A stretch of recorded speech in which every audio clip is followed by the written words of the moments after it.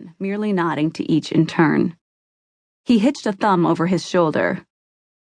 Looks like quite a party. Didn't mean to pull you away. My Rosa is 60 today, praised be to God, and she is surrounded by people. She can spare me for a few minutes. Sal nodded to the painted lady.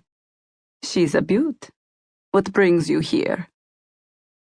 Boat like that don't come cheap, Captain Dimitri muttered. Jesse ignored him and answered Sal. Aunt Clarabelle's unexpected legacy wasn't something he'd planned to explain.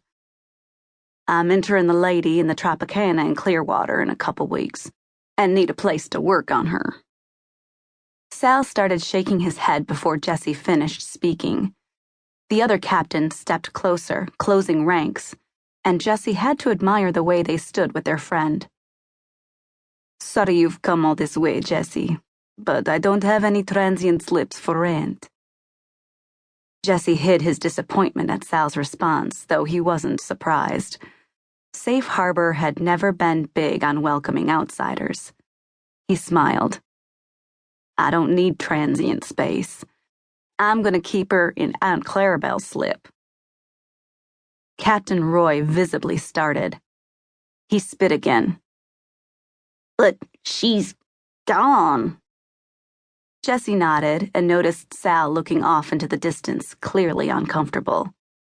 He looked Captain Roy straight in the eye.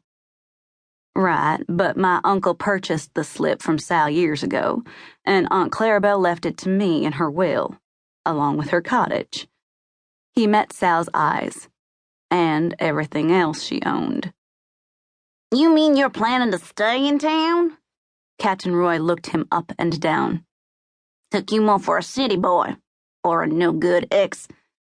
Jesse caught his eye, dared him to keep talking.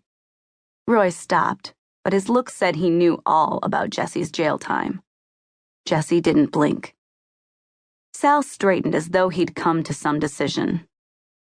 Roy, you mind checking on the grill? I know Rosa loves your barbecued chicken.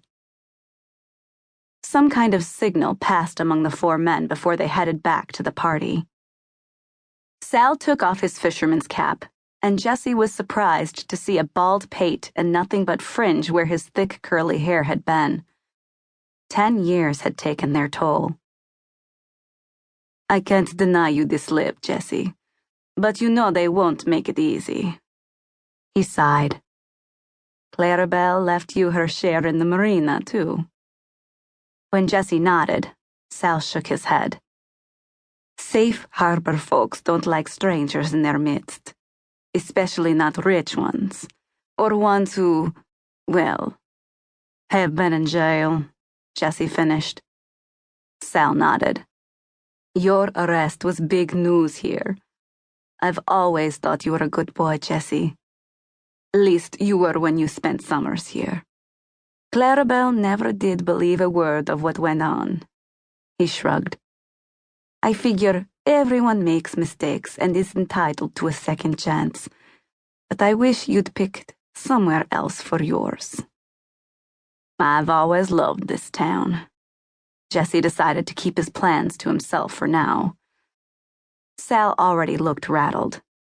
He wasn't sure how he'd handle the news that Jesse planned to start his own vintage racing team right here at the marina. Sasha's coming home, Sal said. The words hit Jesse like a fist to his heart. He kept his expression bland. Really? When? Sal smiled ruefully. She should have been here already. Don't rightly know how long she'll stay. Rosa is... He scrubbed a hand over a face more lined than Jesse had ever seen it. She's got the cancer. I'm sorry, Sal. Is there... He stopped, unsure what to say next. They have her on some experimental treatment now. Sal shrugged. We hope, and we pray it will work. My Rosa, she's a fighter. Sasha now had a better understanding of how the prodigal son felt walking that last mile toward home.